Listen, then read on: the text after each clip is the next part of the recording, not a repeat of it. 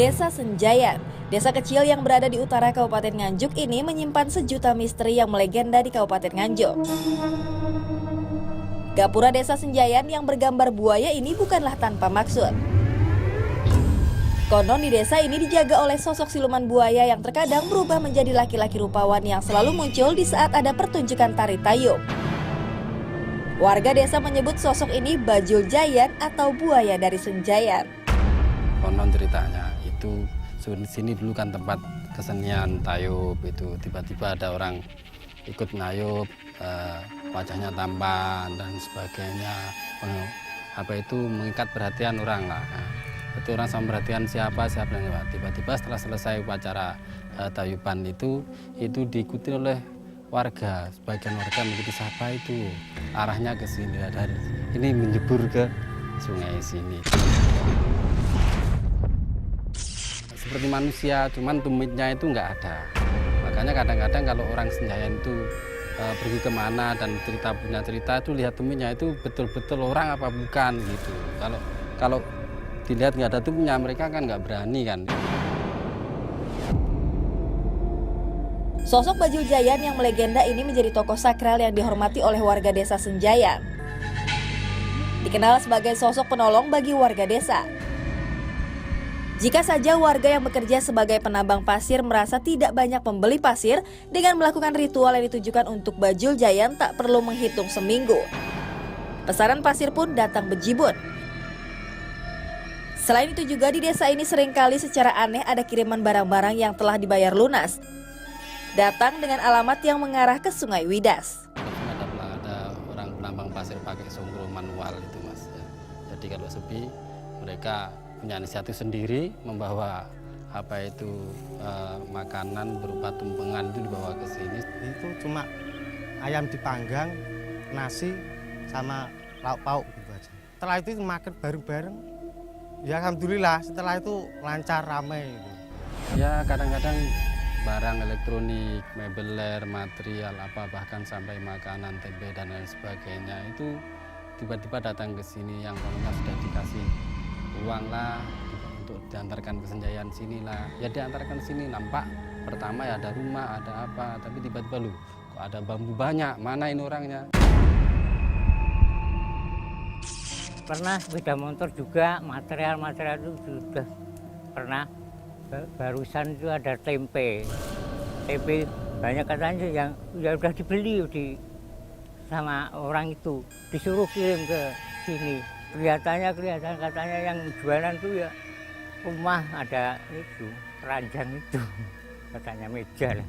Tahu-tahu ada pengiriman mebel, pasang listrik juga pernah di sini.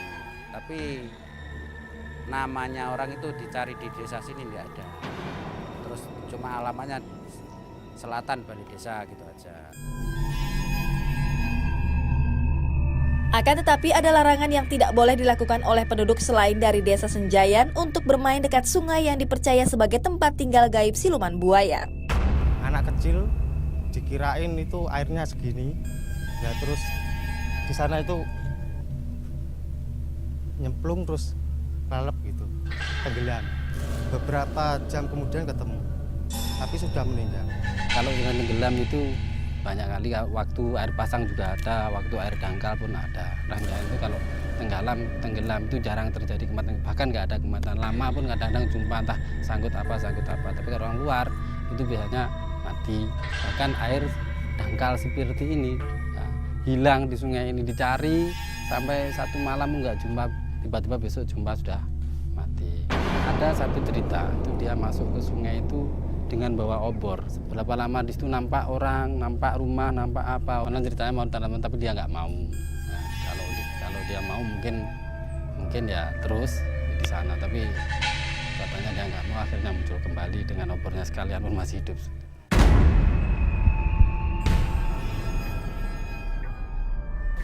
Nah, pemirsa Mister Tukul jalan-jalan dimanapun Anda berada dari dunia nyata maupun dunia gaib, seluruh alam semesta yang ada ini. Saya masih bersama Rida Nara dan Dan sekarang saya berada di lokasi Desa Senjayan, Nganjuk ya. Dan dikabarkan warga desa seringkali di sini kedatangan laki-laki rupawan yang ternyata adalah jelmaan dari siluman buaya. Menurut pandangan dari Mbak Rida dan Mas Ahmad, ini sebetulnya apa ini, fenomena apa di desa ini?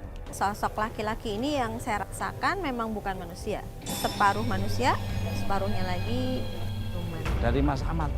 Ya, saya lihat juga ada beberapa teriakan, seperti ada korban juga Mas. Ada teriakan di belakang.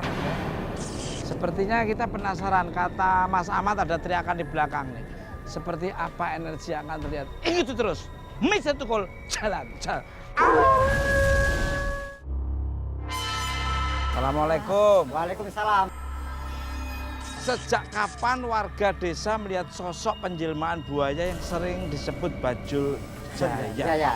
Penjelmaan itu ditayuk, kesenian tayuk. Nari. Orang bisa nari, Ya, itu ya itu kan selalu aneh. Iya. Itu ada warga desa Senjaya disuruh mengikuti. Oh iya, karena dia warga baru mungkin ya. Ya, Oke. lari ke tempat sungai. Akhirnya Hilang. hilang ada buaya.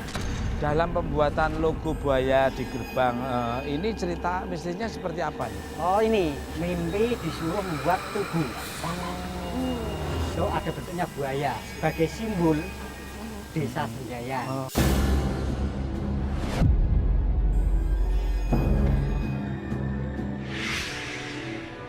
Terlalu sulit kata tukangnya. Sulit, ya. Terlalu berat gitu.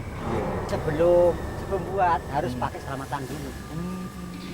Itu kenapa Mbak Rida dan Mas Ahmad? Kita lihat di sini ini ada aura perkampungan, tapi perkampungan siluman ya saya lihat. Jadi berdampingan dengan desa Senjayan ini. Perihal dimimpiin untuk membuat tugu ini, saya lihatnya seperti penanda.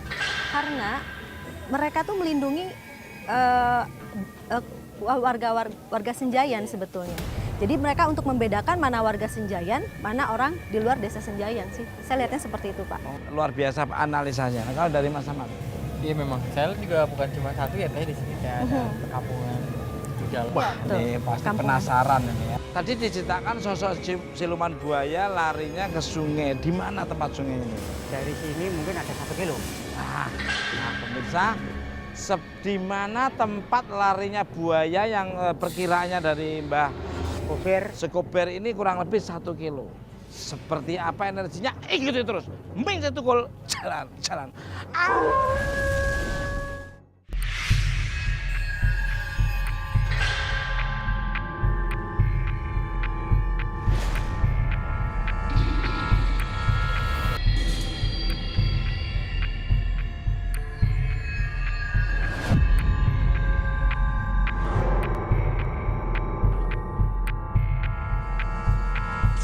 Pemirsa, Mr. Tukul jalan-jalan dimanapun Anda berada dari dunia nyata maupun dunia game di seluruh alam semesta yang indah ini. Saya sekarang berada di depan lokasi Sungai Widas Desa Senjayan Nganjuk ini. Apa yang Mbak Rida rasakan dan Mas Ahmad rasakan di sungai yang sangat luar biasa ini, Mas? Real sih aroma ya Mas ya. Udah Ya. terlihat aroma amisnya. Seperti amis ikan, bukan ikan ya. Seperti aroma binatang melata seperti itu. Mbah, kabarnya sudah tidak terhitung orang tenggelam di sungai ini. Apa ada bedanya kalau yang tenggelam orang di sini dan di desa luar gitu, Pak? Kalau orang desa Senjayan itu kan masih dilindungi Nggih. sama Mbah Bajul. Oh. Tapi kalau orang luar Nggih. itu kan nggak dilindungi. Ada satu lagi Ada. cerita. Ya, cerita pripun, Mbak? Nah, ceritanya ada orang pakai obor Agak obor ya. Anginnya Tenggelam. datang, anginnya Ya. datang nih. tenggelam, akhirnya tenggelam kan Iya. bisa muncul lagi. Akan dijadikan mantu sini. Oh, padahal orang dari desa. Iya desa Senjaya sendiri. Akhirnya keluar lagi sama Mbak Oda. Obornya, waduh, luar biasa sekali ini ya. Nah itu fenomena apa ini, Mbak? Iya. Rida. Kalau aku lihat ini karena 2 dimensi itu tadi Mas. Jadi 2 dimensi. Jadi kalau di kita mungkin terlihat seperti sungai basah, tapi kalau di dimensi mereka itu mungkin seperti ini Mas. Basah tapi kering gitu. Jadi that's why kenapa begitu dia muncul kondisi obor masih nyala. Mas Ahmad dan Mbak Rida nih. orang-orang yang tenggelam di sini apa dijadikan tumbal oleh Bajul Jayan ini? Monggo dari Mas. Ada banyak juga sih yang tenggelam di sini, maksudnya banyak. Mungkin salah satunya yang kalian saya lihat sekarang masih aktivitas di alam sana maksudku. Jadi kan perpindahan dimensi gitu. Iya. Dan di sana itu seperti kayak kalau yang saya lihat nih ada salah satu perempuan, dia sedang seperti kayak melayani sesuatu. Itu korbannya laki perempuan? Kalau yang ini yang saya lihat perempuan ada. Kalau saya sih seperti peralihan dimensi, Mas. Jadi mungkin kan kalau misalnya kita ke dimensi lain itu kan masanya bisa berbeda dengan masa kita. Mungkin di kita jadi puluhan tahun, di mereka mungkin hanya 1 hari 2 hari gitu. Ada kejadian satu, saya merasakan flashback di sini. Beliau itu memang bertemu dengan dengan perempuan dari sana, Mas. Bertemu, kemudian akhirnya si laki-laki itu memutuskan untuk tinggal tanpa dia sadari. Mungkin dia tinggal di dimensi itu, raganya yang di sini meninggal gitu. Iya, tahu. Mbah mau nanya, maaf Mbah. Itu Bajul Bayannya itu sosok kalau dilihat visualnya itu kalau Mbah tuh melihat seperti apa beliaunya? Badannya seperti tapi nggak punya diri loh. Oh, nggak punya ini. Kalau ini nggak punya. Ada. Oh, tumit nggak punya. Oh ya. Kalau pakaian itu pakai cewek dari sampai ke bawah. Mat, apa yang terjadi Mat? Kayaknya ada sesuatu. Ada tarikan, ada yang narik saya. Ular. Kata Mbah ular. Ada energi misterius yang menarik Ahmad ke arah aliran air sungai. Sepertinya ada sosok yang ingin berkomunikasi dengan Ahmad.